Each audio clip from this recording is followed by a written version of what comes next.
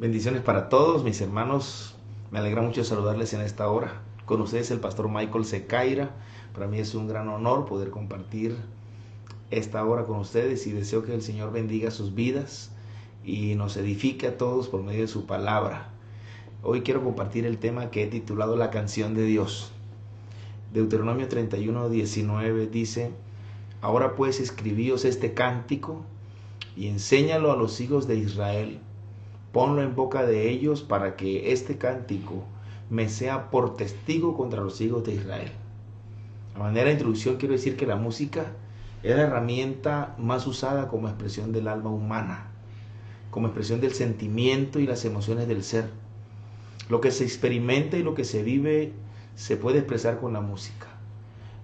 La música entonces contiene no solo la manifestación del intelecto, sino que también demuestra las emociones y los sentimientos de quienes la componen y la ejecutan. Desde la misma creación podemos encontrar la manifestación de sonidos a manera de expresión musical. El viento, las aves, en general los animales generan sonidos. La vegetación tiene sonidos a manera de expresión musical. Se han podido determinar, por ejemplo, en los cánticos de las ballenas, la savia de algunos árboles. Se han grabado entonces todos estos sonidos y toda la creación expresa un sonido específico y único. Al mirar esto desde el contexto bíblico, lo que podemos entender es que se cumple lo que dice el Salmo 150. Todo lo que respira, alabe al Señor. Pero es desde el contexto del hombre donde nosotros hemos podido entender la organización de la música, es decir, un desarrollo más activo, polifónico. El hombre en sus capacidades ha desarrollado instrumentos para acompañar la música, aún la misma voz como herramienta de expresión musical ha alcanzado tesituras que asombran. En un principio, de todas maneras, en un principio la música es incipiente y su desarrollo básico pues es primitivo, es local y de un alcance mínimo. En sí cada región y cada grupo musical, cada grupo social, desarrolló la música de acuerdo a su contexto. Desarrolló sus propios instrumentos y tenía fines específicos como la guerra, como los rituales religiosos y la música festiva. Sin embargo, adelantando un poco más, con esto de la globalización, esto nos ha permitido hoy entrar en contacto con distintos aires y géneros musicales que existen en el mundo. Igualmente ha influido esto en la sociedad y trasciende a las fronteras políticas, culturales y sociales. Tanto así pues que la música de diferentes regiones del mundo hoy nos imbuye como influencia para poder hacer otros contextos musicales, desarrollar otros contextos musicales. Sin embargo, hablando ya en un término espiritual,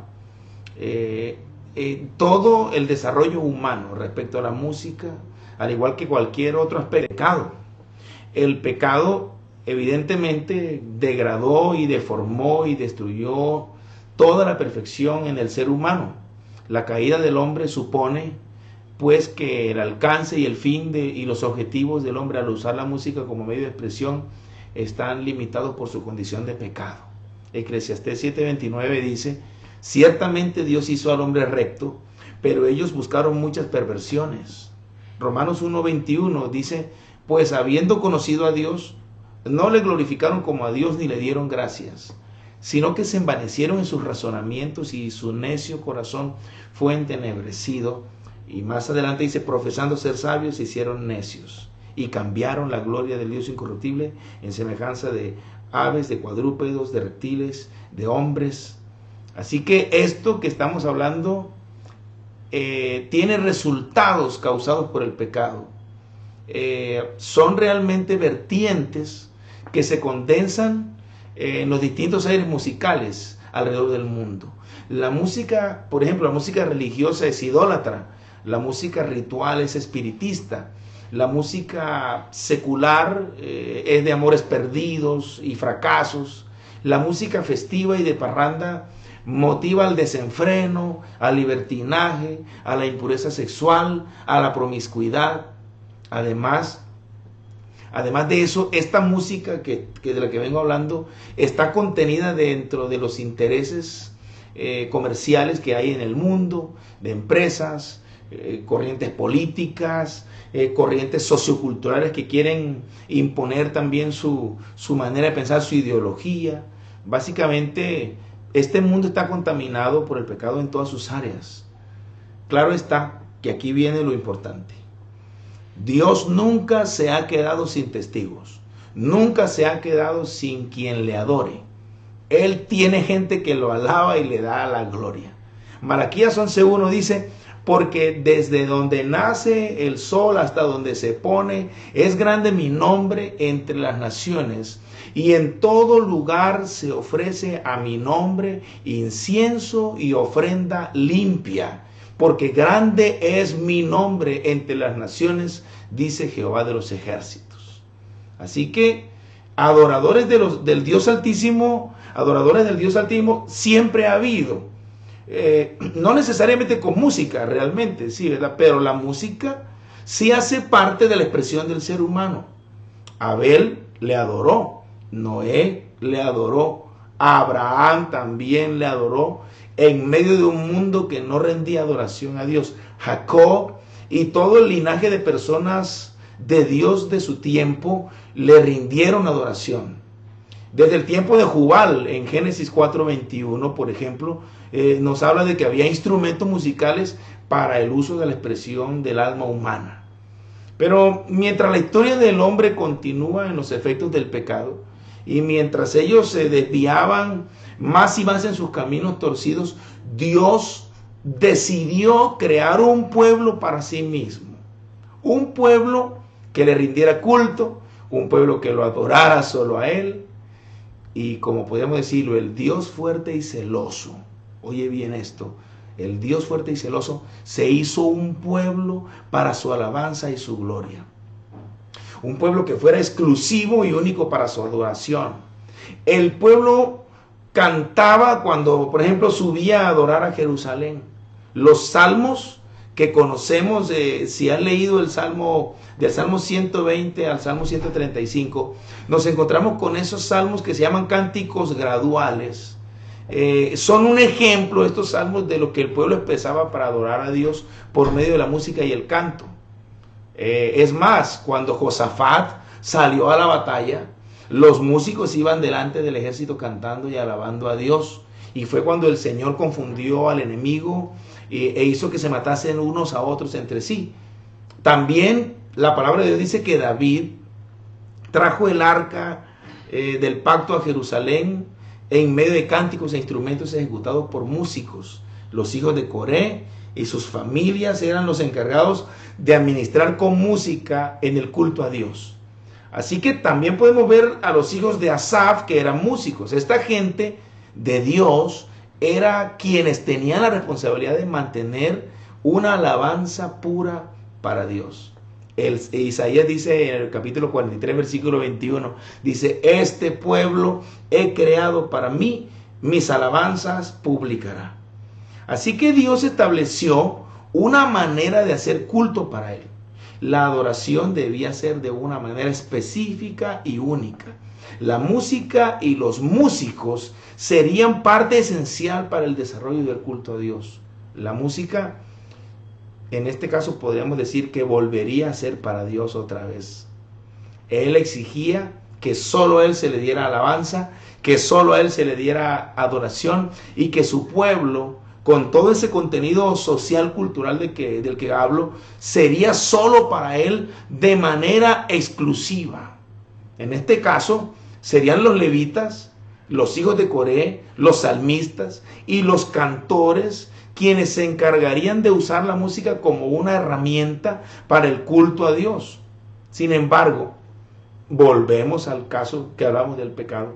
El hombre, otra vez, encontraría la forma de alejarse del Señor. Se fueron lejos de Dios. honraban a Dios con sus labios, pero su corazón estaba lejos de Él. Elevaban palabras hermosas y cánticos bien cantados, pero no fueron sinceros con Dios, porque ellos también terminaron adorando a las cosas creadas antes que al Creador. Y entonces el Dios eterno se enojó con ellos, se hastió de su culto y de sus sacrificios y de sus holocaustos y de sus ofrendas y de sus cánticos y de su música. Isaías capítulo 1 inicia diciendo eso: estoy hastiado de toda esa adoración falsa que ustedes me dan. Israel era un pueblo para Dios, exclusivo para Él, y Dios sería Dios exclusivo para ellos. Sin embargo, ellos no quisieron. Él les habló, pero ellos no oyeron. Es más, el Salmo 95 dice que endurecieron su corazón. Pablo también lo dice. Llegaron a adorarlo de labios, pero su corazón estaba lejos de Él. Ofrecían animales en sacrificio, pero eran defectuosos. Sus cánticos y sus salmos se convirtieron en mentira en su boca. Dios se desagradó de ellos y dice que les mantuvo su brazo extendido, pero ellos fueron rebeldes y contradictores. Y una vez más, los hombres se alejaron de Dios. Decidieron ir tras dioses que no salvan, ídolos mudos y ciegos y estatuas que cargar. Así que Dios se cansó de ellos, se cansó de buscarlos y de querer reunirlos como la gallina a sus polluelos. Él los había cuidado en el desierto, les había dado comida del cielo, les había dado agua de la roca y la roca era Cristo. Pero ellos no se dejaron guiar por Dios. Por eso es que dice, a lo suyo vino y los suyos no le recibieron. Pero una vez más yo quiero decir, Dios nunca se quedará sin quien le rinda culto y alabanza. Así que de uno casi muerto, dice la Biblia, de Abraham, de un par de ancianos sin oportunidades, Dios inició lo que sería la gran oportunidad de salvación para todos los que creen en Él. Dios cumplió la doble promesa a Abraham. Haré de ti una nación grande, pero la siguiente es muy hermosa. En ti serán benditas todas las naciones de la tierra. Es ahí entonces donde aparecemos nosotros, donde apareces tú y aparezco yo para adorar al Señor. Porque ellos no le recibieron, pero nosotros le hemos recibido y por eso Él nos ha hecho sus hijos. En nosotros se cumple, oye bien, la profecía que está en Hebreos 10, 16 y 17 dice, este es el pacto que haré con ellos después de aquellos días, dice el Señor. Pondré mis leyes en sus corazones y en sus mentes las escribiré. Añade, y nunca más me acordaré de sus pecados y transgresiones. Así que Dios siempre ha tenido quien le adore y quien le alabe. Se levantaron durante toda la historia del hombre gente como Moisés, María la hermana de Moisés, los hijos de Coré, David el dulce cantor de Israel, Salomón. Esa es gente adoradora. Los salmistas indicaron cómo debía adorarse al Señor. Es decir, con salmos, con instrumentos, animaron a que los adoradores compusieran nuevos cánticos, decían cantad a Jehová cántico nuevo, nos enseñaron que debíamos reconocer su grandeza, su poder, su misericordia y su bondad hacia nosotros, que debíamos ser agradecidos y que el único digno de adoración y suprema alabanza es Él. Su misericordia es para siempre. Él es el Dios de los dioses, el único que hace grandes maravillas, el que hizo los cielos con entendimiento, el que hizo el sol y la luna, el que sacó a Israel de Egipto con mano fuerte y brazo poderoso. Él fue el que abrió el mar en partes, él derrotó a Faraón, él es el que pastoreó a Israel en el desierto. Por eso dice, alabadlo a Él porque para siempre es su misericordia. Él es digno de alabar porque Él es Dios fuerte, es Padre eterno, es consejero, es príncipe de paz, es Emmanuel, Es el león de la tribu de Judá. Es la raíz y el linaje de David. Es la puerta de las ovejas. Es el camino, es la verdad y es la vida. Él es el Mesías. Él es el Salvador, es el Cristo, es el Rey de Reyes, el Señor de Señores, el Alfa, la Omega, el primero y el último, el principio y el fin, el que es, el que era y el que ha de venir, el Todopoderoso. Él es la llave de David, es Dios sobre todas las cosas. Creo que por eso y por más debemos adorarle y debemos alabarlo y debemos cantarle. Porque mientras el mundo continuó su curso adorando y dando culto a las cosas creadas, y mientras Israel claudicaba entre dos pensamientos respecto a quién era su Dios, y mientras las gentes corrían en su desenfreno, Dios le dio curso al inicio del plan más grande de salvación de la historia del hombre. Ese día en que nació el que le daría la salvación al mundo, ese día los ángeles adoraron al Creador del universo y le dieron gloria. A este Jesús es a quien la gente gritó cuando entraba en el burrito a Jerusalén: Hosana al que viene en el nombre del Señor.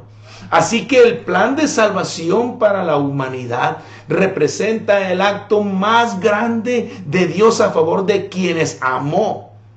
Él por eso le dijo a Pedro en Mateo 16:18, sobre esta roca edificaré mi iglesia. Es decir, de su costado, de su sangre, de su obra, de su gracia nació la iglesia.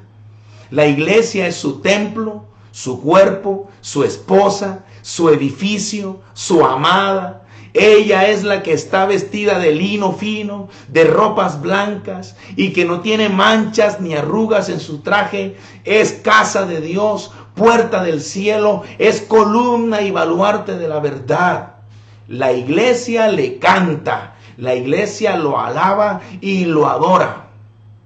Es gente de toda raza, tribu, lengua y nación. Gente que proviene de todos los rincones del mundo.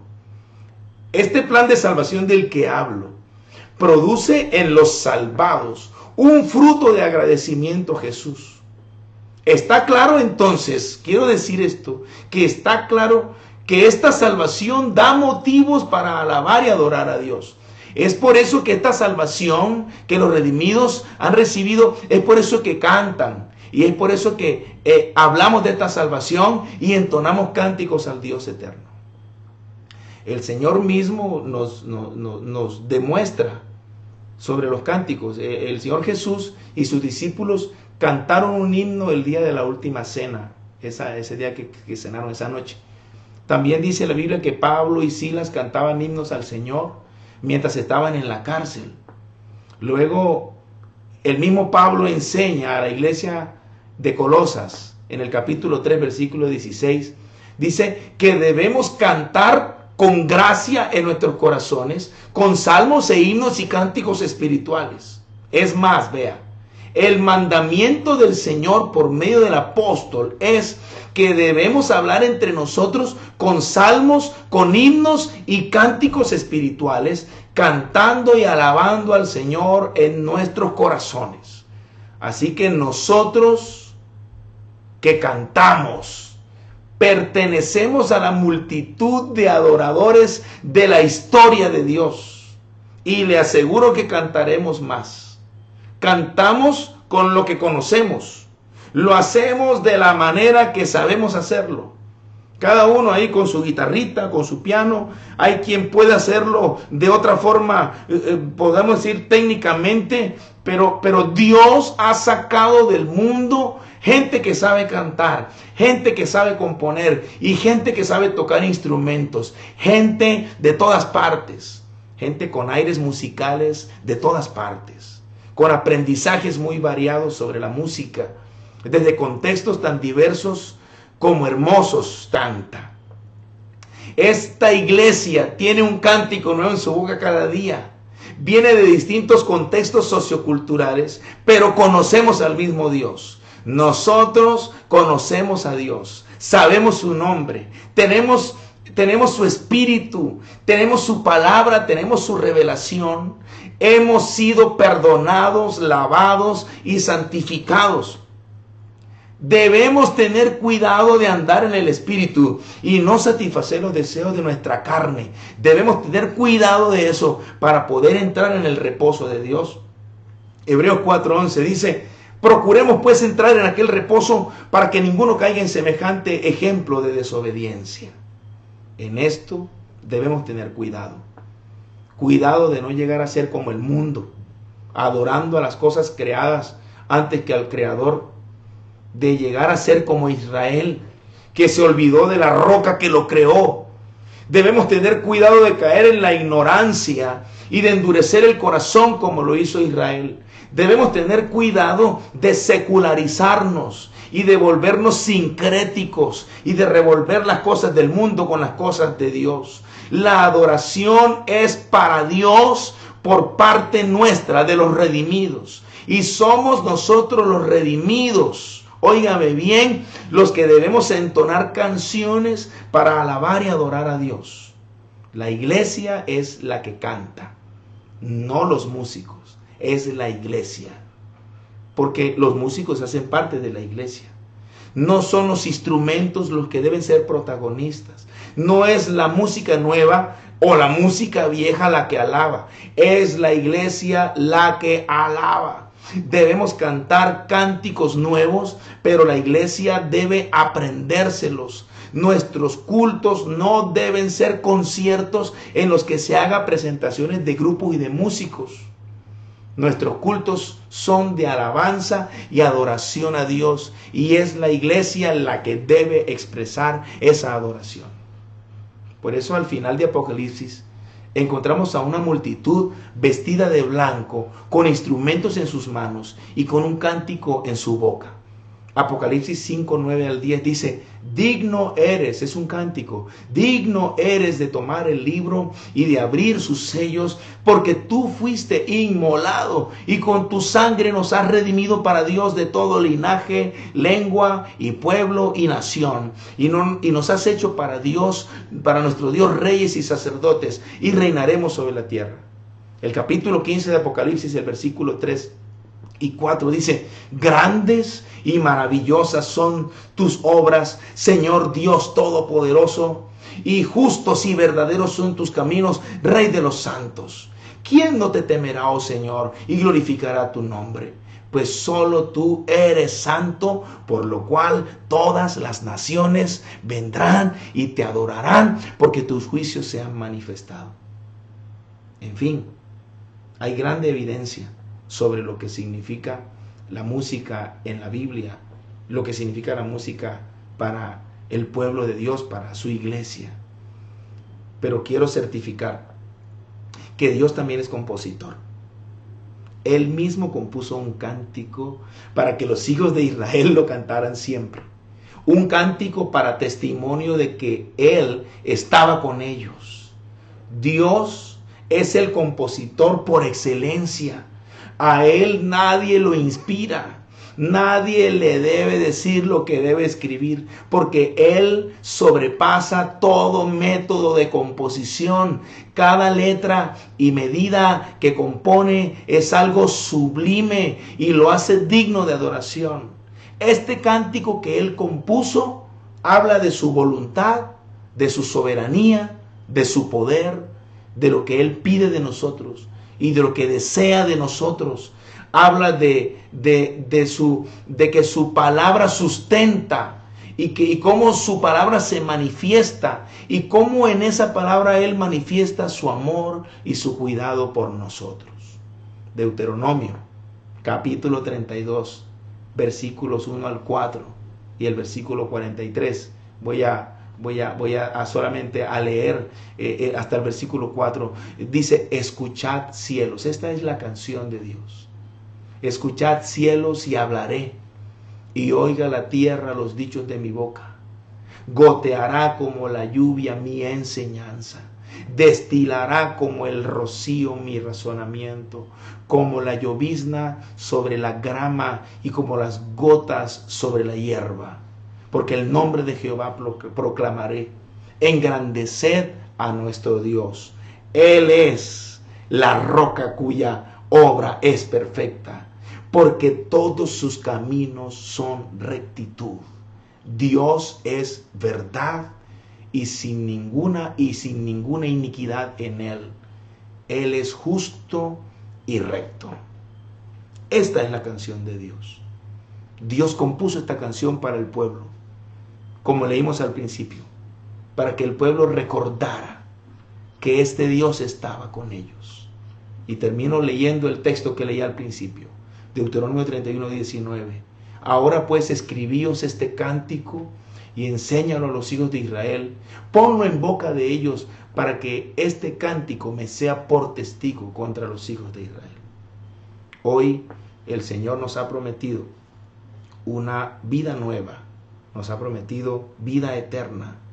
Necesitamos hoy entender que Él es el único de suprema alabanza y digno de adoración. Que el Señor les bendiga a todos. Con ustedes el pastor Michael Secaira. Bendiciones.